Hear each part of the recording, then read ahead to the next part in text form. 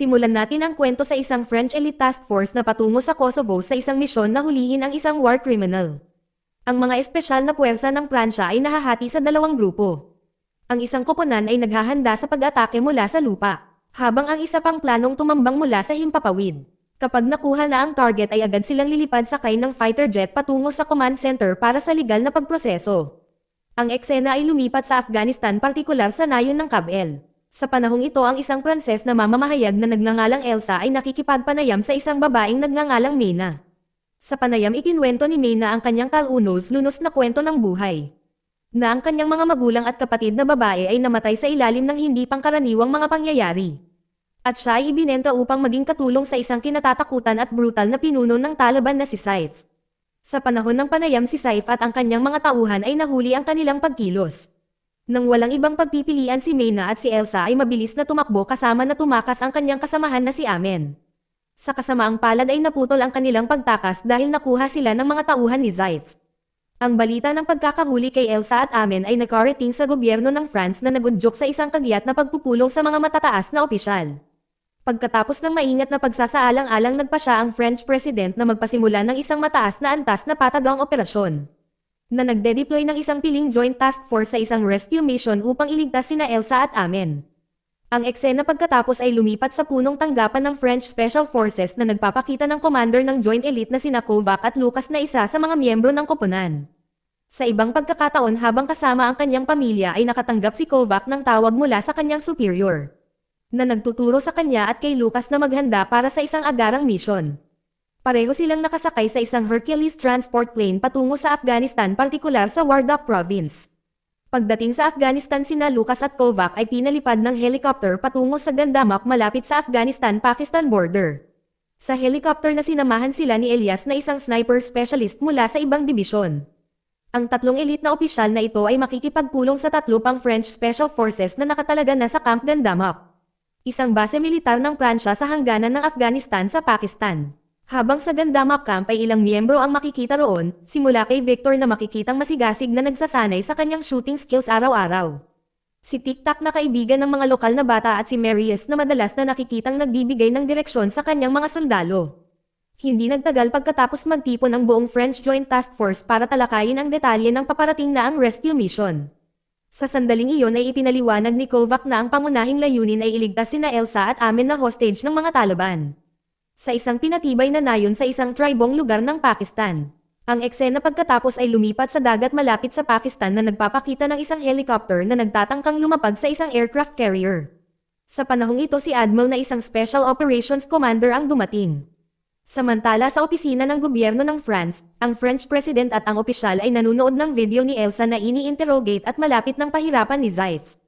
Bilang babala, pinatay ni Saif ang isa sa kanyang mga impormante na tumulong sa kanyang coverage sa Afghanistan na iniwan si Elsa na walang magawa. Habang nasasaksihan niya ang trahedya na kaganapan, ang French President determinadong hindi payagan ang isa pang mamamayang Pranses na magdusel sa kamay ng Taliban. Nag-utos siya sa Defense Minister at kay Admiral na magpatuloy sa nakaplanong operasyon. Bilang resulta, ang Elite Joint Task Force ay kaagad na pinalipad sakay ng isang Hercules aircraft patungo sa lugar ni Saif at sa puwersa ng Taliban. Kaagad pagkatapos magparachute si Kovac at ang kanyang koponan sa malalayong lugar ng Pakistan ay ligtas na lumapag at naghahanda para sa misyon. Sa ibang lugar, isang Pakistani intelligence agent ang sumusunod kay Mullah na isang espiritual na pinuno ng Taliban. Gayunpaman, si Mullah na alam ang pagmamatsyag ay matalinong iniligaw ang agent. Sa parehong oras, malapit sa pasukan ng isang kamukha ni Mullah na lumabas sa ibang direksyon. Habang ang tunay na Mullah ay nakipagkita kay Saif na naghihintay sa kanya. Si Mullah pagkatapos ay nagpahayag ng pagkabigo kay Saif dahil sa pagligtas kay Elsa at sa halip ay patayin muna ang kanyang impormante. Iginiit niya na dapat tapusin kaagad ni Saif si Elsa dahil ang mga taga-kanluran ay kanilang pinakamalaking kaaway. Pagkatapos may hatid ang kahilingang ito, umalis si Mullah. Habang sa Special Forces, si Kovac at ng kanyang team ay nahanap ang lugar kung saan nakahostage si Elsa at Amen.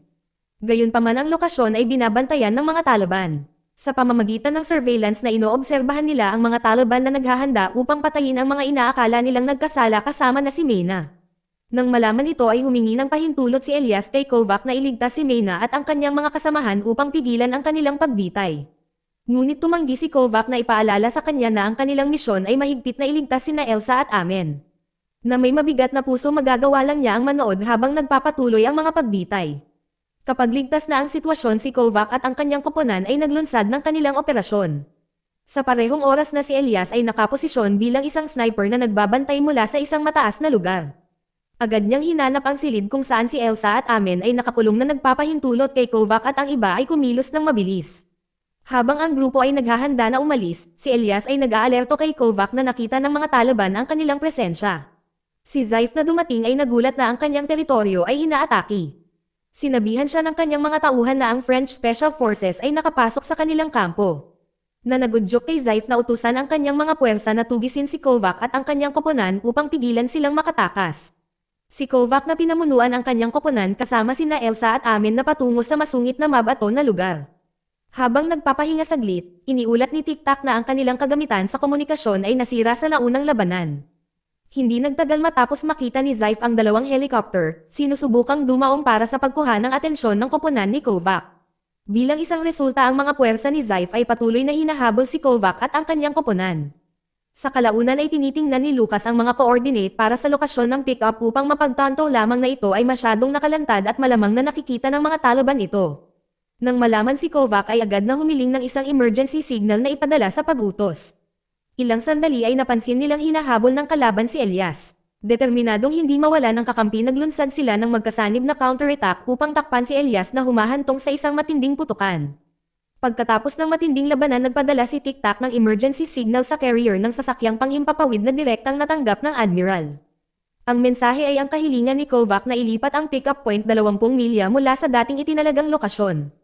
Ilang sandali mamaya ang mga evacuation helicopter ay pinaputukan ng mga tauhan ni Zaif. Nang marinig ang pag-atake ay naghahanda si Kovac at ang kanyang koponan para sa aksyon.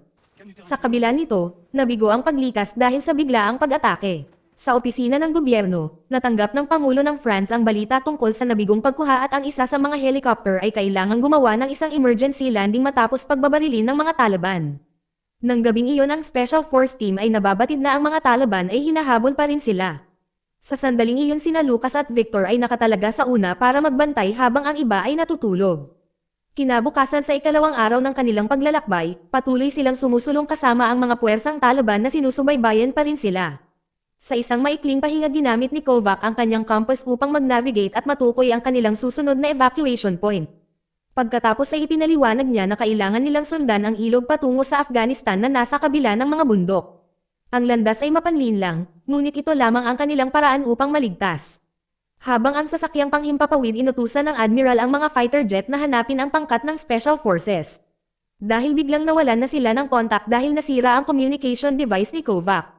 Para hindi makita ng mga Taliban ang team ay gumagamit ng camouflage, habang iniskan ng French jets ang bulubunduking lugar. Kasabay nito si Kovac at ng kanyang team ay maingat na alam na ang mga Taliban ay may malakas na kalamangan sa lupain na ito. Ang eksena ay lumipat sa ikatlong araw kung saan ang koponan ay nagpapahinga saglit. Nakita ni Elias ang isang grupo ng mga puwersang Taliban na direktang pinamumunuan ni Zaif na gumagalaw patungo sa kanila. Nang walang ibang pagpipilian sila ay naghanda sa laban, naging matindi ang laban.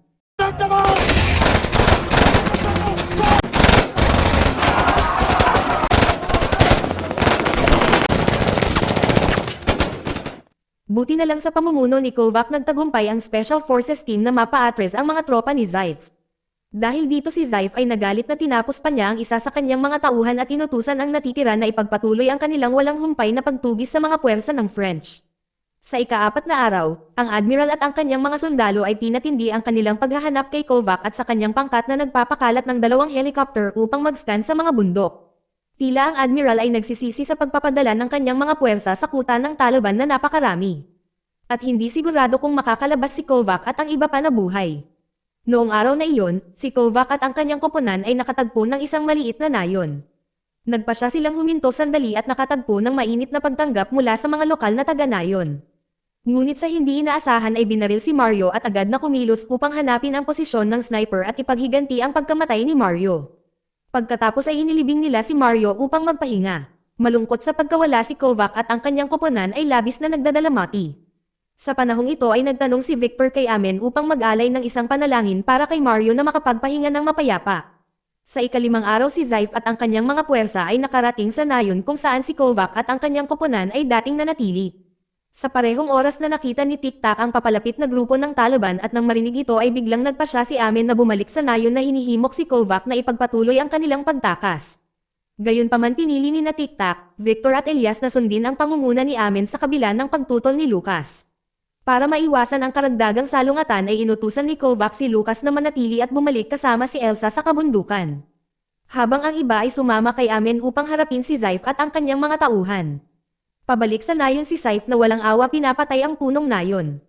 Pagkatapos ay inutusan niya ang kanyang mga tauhan na patayin ang lahat ng mga taga-nayon.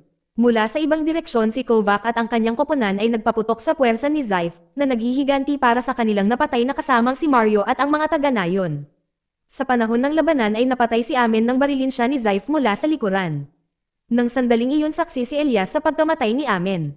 Lalong nagpasiklab sa kanyang galit sa mga Taliban. Sa ibang lugar ay binaril si Victor habang inililigtas ang mga taga-nayon.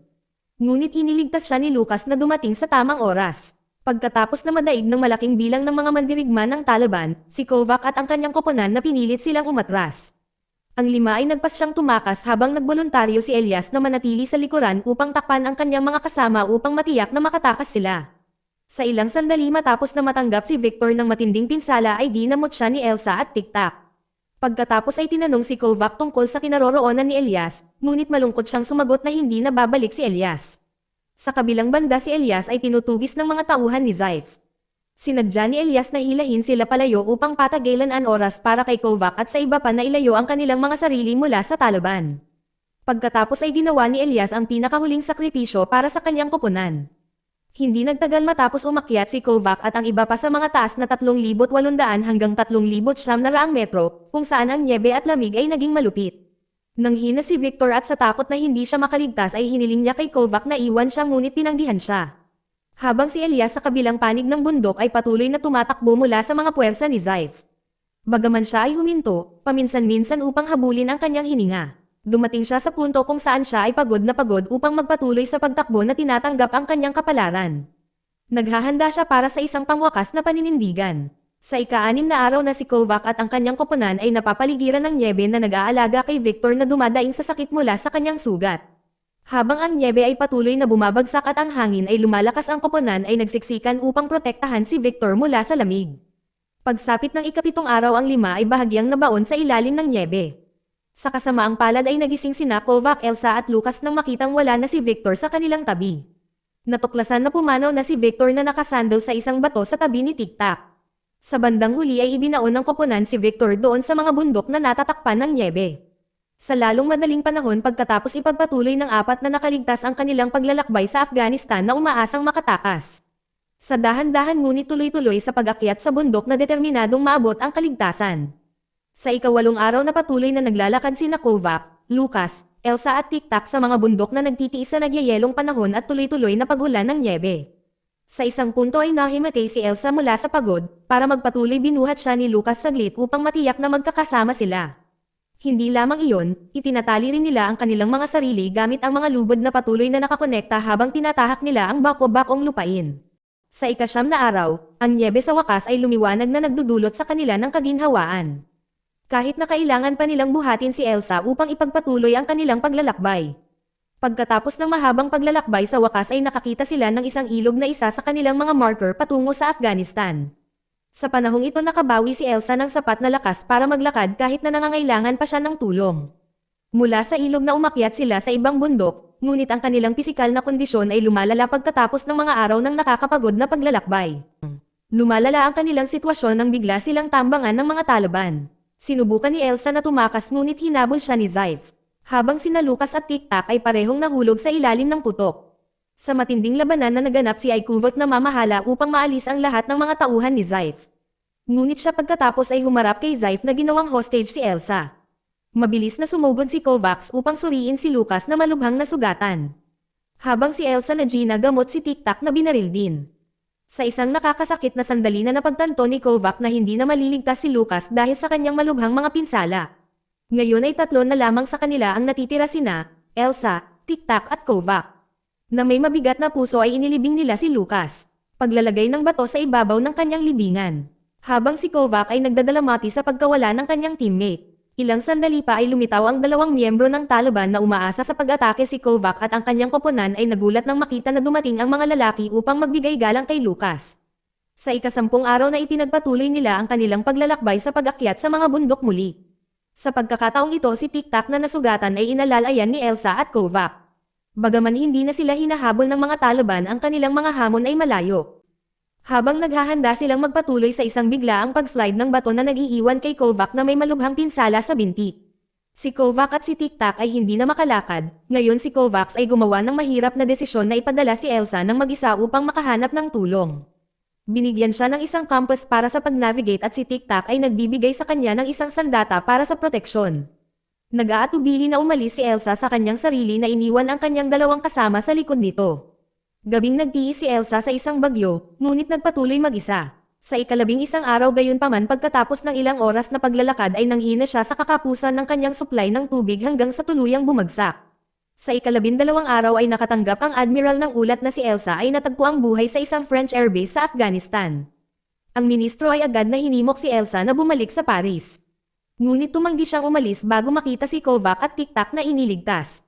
Ang admiral sa lalong madaling panahon ay dumating at kasama si Elsa. Sila ay magsimula sa isang misyon upang iligtas sina Kovac at Tic-Tac gamit ang dalawang helicopter na sinamahan ng iba pang mga espesyal na puwersa ng Pransya. Sa helicopter na pinamumunuan ni Elsa ang admiral sa eksaktong lokasyon ni Kovac at Tic-Tac. Ang kapaligiran ay napuno ng pinaghalong kalungkutan at kagalakan. Sa wakas silang dalawa ay naligtas na nagtatapos sa mga araw ng nakakapanghinayang, kaligtasan at kahirapan.